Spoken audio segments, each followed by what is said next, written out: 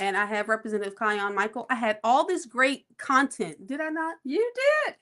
And I lost it. So now I'm having to recreate my show. I was live on the street there in the White House. So we're gonna go right on in. Mark, I know we're not gonna do music. You're gonna put it in and add it later, I suppose. So here we go.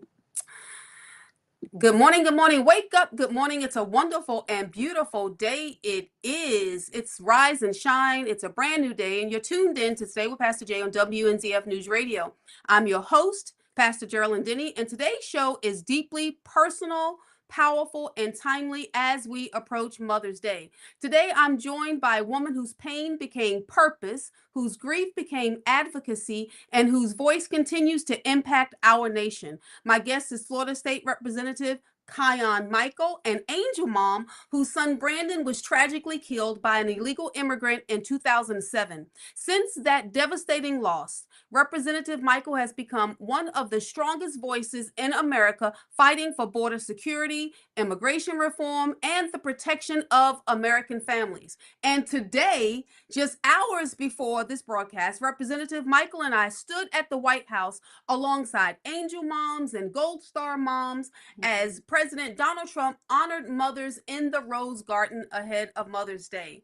So, Kiyan, before you became a state representative, before national television appearances, before legislation and advocacy, you were simply a mother who loved her son, who loved her children. And for listeners that's hearing for the first time, tell us about Brandon and who was he? Well, thank you so much, Pastor Jay, for having me on again. I am honored to be one of the few that have actually made it, I think, twice or Yeah, more than once, that's because right. you are a busy lady and you have some wonderful guests. So thank you for Thank having you. me We're here. actually in a hotel room, We right? are. Yeah, we are. We Yeah. had a wonderful time. But tell us about your son, Brandon. He just Well, he would have celebrated his 40th 40th birthday. birthday yesterday. Mm-hmm. He would have celebrated his 40th birthday, and we miss him so much. Brandon was 21. He's our middle son, and he was going on his lunch break to go cash his check when a twice deported illegal alien from Mexico, who couldn't read our street signs, had been driving around for at least 7 years, had been stopped prior by our local law enforcement in Jacksonville, and was found to be driving without a license. And they just gave him a citation. And he kept, by them just ignoring the law or making a bad determination, he kept driving until that dreadful day, the worst day of our lives, when he hit and killed Brandon. And to get that call was just unbelievable. But Brandon was engaged to be married to a wonderful young lady. Wow. And he had his whole future ahead of him. He was so excited to be getting married and one day having children. He loved making beats. And he would often, I remember as a baby, he learned a lot of the alphabets because he would make beats behind him. Wow. And that's how he was able to learn. And Brandon loved the Lord. He loved Jesus, and he knew that I didn't like tattoos. And so right before as soon as he turned 18, he went and got a tattoo of Jesus. And he had to just come and show me. And Oh he yeah, was so mom, it's not excited. that bad. Yeah, look, I got Jesus. I have a couple of kids that did. They waited till they were 18 years old. Right. They went and got them a tattoo. Mom, it's not that bad. So no mother ever imagined No. bearing her child. So No. how did that tragedy change the trajectory of your life? You know, when you're in so much pain and it's just unbearable pain, you have to make a decision when you come as you go through the different levels of grief. And I know that there are other parents who have experienced this that are listening or will see this, and they can understand, they can relate. But you go through different cycles and different levels of grief, and as you're working through that, you come to a point, you go through the anger, you start off with disbelief, and some of us get stuck, some people get stuck, and and we pray for them because they're doing the best that they can. For me, you eventually come to a point where you're like, what do I do with all this love that I have for my child? And he's not here for me to give it to them. And so I decided, I'm going to make a difference. I'm going to try and save other moms from going through this, other parents from going through this, because the whole family is impacted. Right. I have two other children, and to hear them hurting is more than I can handle sometimes. But what I decided is I'm going to advocate to try and prevent this from happening. So I started just traveling around with President Trump, speaking out against open borders. And this is the real reality of why we have to secure our nation and why it's important. And then I started meeting with some of the representatives in the Florida House and I started to get involved and have press conferences with them when they were going to pass bills like anti-sanctuary bills. Right. And those are so important. And we were ahead of the game in Florida before other states even thought about it. Mm-hmm. So that's how I started off. And then one day I heard Biden say that when he becomes president, he's going to open the borders. Wow. Wow. And that shocked me. It jolted me. And that led to me running for office because the Lord really started dealing with me. And I was like, I don't want to do that, God. You know, you've said many times that your son should still be here Yes. today. What drives you to keep speaking up after all these years? It's the love for Brandon. Mm-hmm. It's the righteous indignation because he should be here. He should have his family. He should be enjoying life. He loved life. He loved nature. He loved animals. We couldn't kill any animals in the house. If a lizard gets in, we live in Florida. If a lizard gets in the house, we could not kill that lizard because he had to go save it and take it back outside. So the memory of Brandon drives me to just keep going because it shouldn't have happened. And sadly, we met new angel parents today. Wow, we did. You know, there are mothers that are listening today carrying grief privately. What would you say to the mother who's still trying to survive the heartbreak? I would say give yourself the right to be sad. Give yourself the right to grieve at your own pace. And just remember that what would your child want you to really do? And for Brandon, I knew that Brandon was a happy kid. He was a happy young man. He loved to make people laugh. And I know that he would want me to keep going. Right. And for our parents out there, a mother out there, your child would not want you to stop. Your child would not want you to stop living. They would want you to keep going. And you have to really look at that and you have to remember what they would want because they wouldn't want you balled up in the bed because that's how you feel. We feel like I just can't get up some days. Right. Especially So when it's so how new. did your faith sustain you through those darkest moments? It was only by the grace of God. Because I would just cry so much. You just run out of tears. You cry to where you can't cry anymore. And the Lord would wrap his arms around me and I would cry out to God to help me. And I know that I could not do anything, including serving in the Florida house without the Lord. I wouldn't have made it. We wouldn't be here. My family wouldn't be here. We went to counseling Right. with our pastor. I believe counseling is good if it's the right counsel.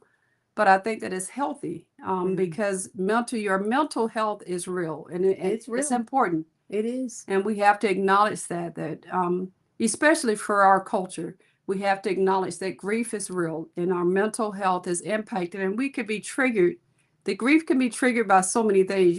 You start seeing somebody that looks like your child. Oh, that happens to me all the time. Yeah. You know, I go down and I went through the airport one time and I saw a little girl that looked, I was like, man, that's what my Jearlyn would look like. You know, sometimes people hear the phrase angel mom and miss the human reality behind it. These are mothers who wake up every day carrying the loss that never fully leaves. Yet somehow many still choose to fight for others. So today's episode is brought to you by Today with Pastor Jay. Brought to you by Great Eagle Strat. Mark, I messed up. You got it. Today's episode of Today with Pastor Jay is brought to you by Great Eagle Strategies, Jearlyn Ministries, Church on the Rock, and Judah One Aviation. This Mother's Day weekend, we honor mothers everywhere, especially those carrying sacrifice, grief, strength, and unwavering love. So stay with us. When we come back, Representative Kiyan Michael and I will talk about today's historic White House gathering honoring angel moms and gold star mothers. Don't touch that dial. We will be right back. Mark, I'm just going to come right back in. Welcome back to Today with Pastor Jay. And today was a remarkable day in our nation's capital. And I want to thank you, Representative Kiyan, for just allowing me to accompany you to such a great event. So, Rep. Michael, you and I, we stood together at the White House as President Trump honored Angel Moms and Gold Star Moms during a special Mother's Day luncheon in the Rose Garden. What was going through your mind standing in the Rose Garden today? Well, I was excited because that's my first time ever being I've the Rose seen the Garden. Rose Garden, but I've never really. Been I've in seen it. it through the window Yes. in the White House, because when you're in the White House, you go down these hallways, and I was like, and it was like, oh, there's the Rose Garden, and you peek in and stuff and everything. So I've seen it through a window from the inside of the White House, but to sit there, small group of women, Yes. moms, majority mom, 99.9% Yes. of mothers, with President Trump. So what was going through your mind? It was just It was just a surreal moment because he not only came out and spoke to us from the podium, and they, of course, the reporters were there, but he sat down with us and had lunch. I He was took sitting there. time. He took time out of his day. Yeah. He sat with the moms. He talked about the moms. He spoke to the moms. He talked about his mom briefly, about how he had a good mother. And then President Trump shared a meal with us. Yes, he did. It's unbelievable. I was in awe. I was thinking I was going to get a speech and he was going to leave. But no, he shared and he broke bread with us today. He made angel families a major part of his national immigration conversation, even creating the National Angel Family Day earlier this year. What has that recognition meant to families like yours? I'll tell you, we had some angel moms that I know personally, like Mary Ann Mendoza, and he spoke about her on camera. And we had Sabine Dorton, and we had Vicki Lyons, and Marla was there. She's an angel mom. All very different stories. I think three of us, our child was killed by car wrecks. One, Marla, is a angel wife. Her husband was an FBI agent, and he was killed by an illegal. And Sabine, that was our only child. Wow. That was our only child that was wiped out. And to know that the president, he was the one that gave us identity. He was the one that said, that deemed us, coined us angel moms. And so, because before we were just a group of mothers that were all hurting together. Yeah, just coming together.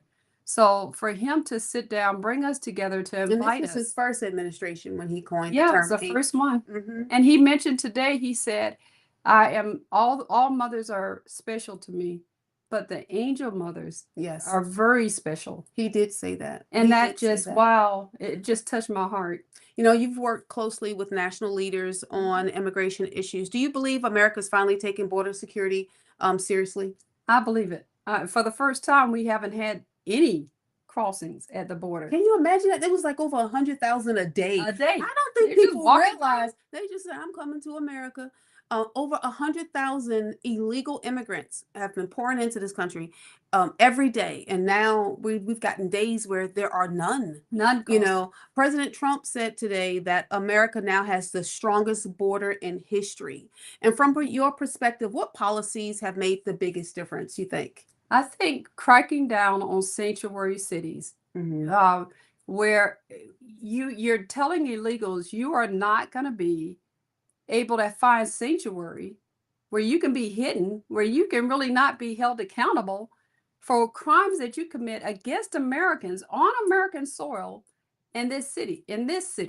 Right. And that is the biggest policy, I believe, other than closing the border, is saying that you will not have immunity. We don't have immunity as Americans. Isn't that the truth? If we go and commit a crime, if we kill someone, that's it. We're held accountable. Yes, we are. You're going to go to jail. So, to crack down on the sanctuary cities, and also the fentanyl. Yes. Crossing our borders. He mentioned that, yes. Through the waterways overseas, it's down by 97%. Wow. The fentanyl that's been coming in through the waterways, and that's a blessing. Critics often reduce the issue to politics, but for angel moms, this is deeply personal. How do you respond to people who try to politicize your pain? Because I see them do that. I've seen you on the floor of the Florida House standing up and go, people talk about those that have come to America and those that have dreams. And I've heard you say, well, my son had a dream. Exactly right. How about the dreamers? Well, how about your son that had a dream? He had dreams. And when I speak, I don't speak just for Brandon, but for all of the angel families. And I make a point of saying that. And sometimes, often when I'm presenting bills, I will read their names because they need to hear their names. They matter. They were somebody's child.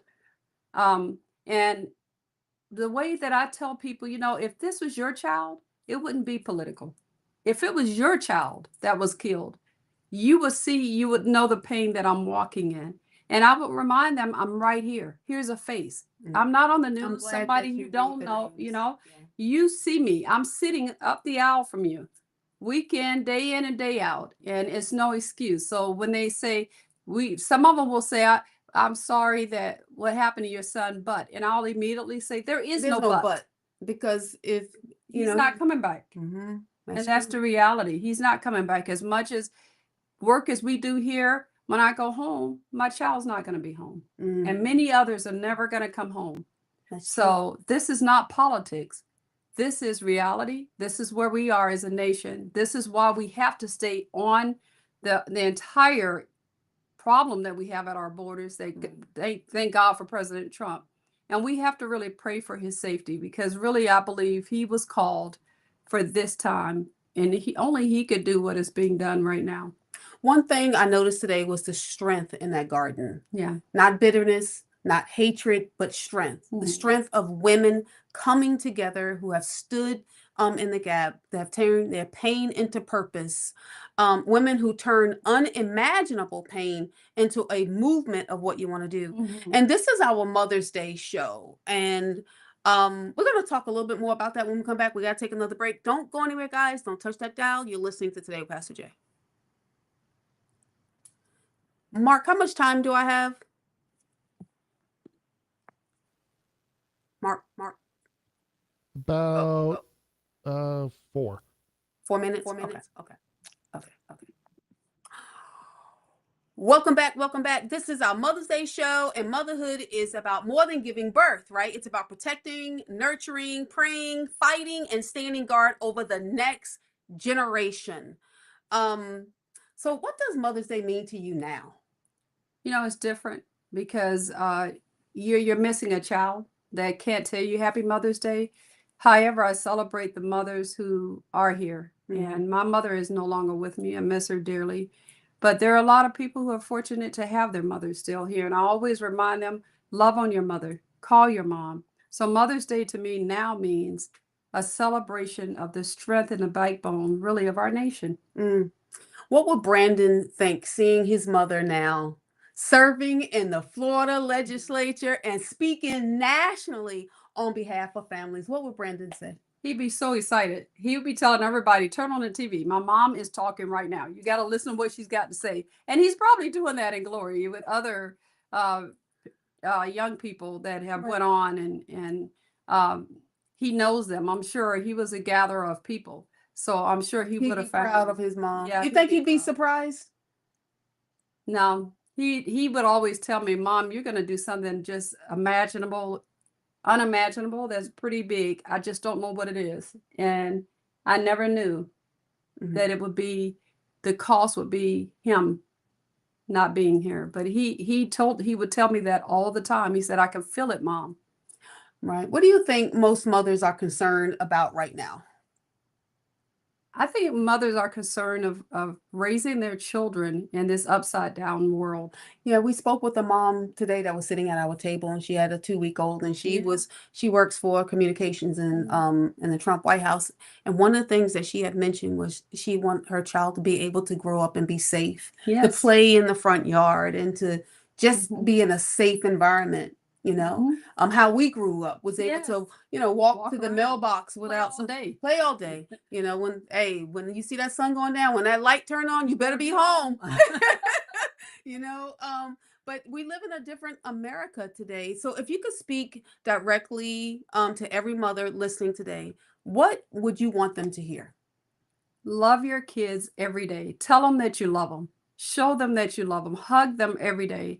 and not hold on to anger with them for too long. Let it go, because tomorrow's not promised to you. And I can say that Brandon left our hearts on our family on a very good relationship with all of us. It wasn't any animosity. I mean, we hear about Joni Lamb passing, and that's a shocker. Yeah. But you have to have that family unity, and you have to be where you can at least love one another through everything. And I would say to them, love your kids, and before they leave that house, let them know that you love them. Amen. Amen. Well, thank you. And thank you for being such a good friend of Absolutely. mine. God bless you guys. The Bible tells us in Psalms 34:18, the Lord is close to the brokenhearted and save those who are crushed in spirit. So today's conversation reminds us that God does not waste pain.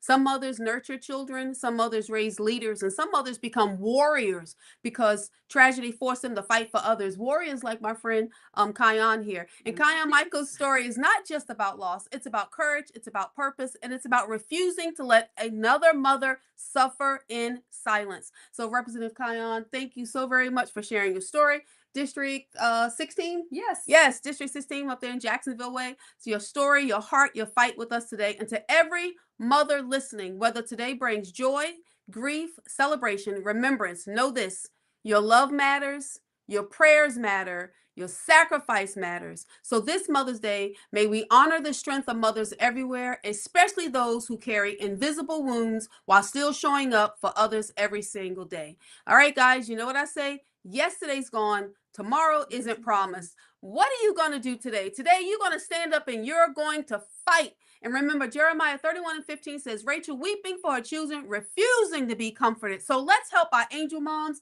our gold star moms, and let's make sure that our borders stay secure so another mother does not have to deal with this. God bless you. Have a wonderful day. All right, Mark. You hit delete. Yep, that was on that.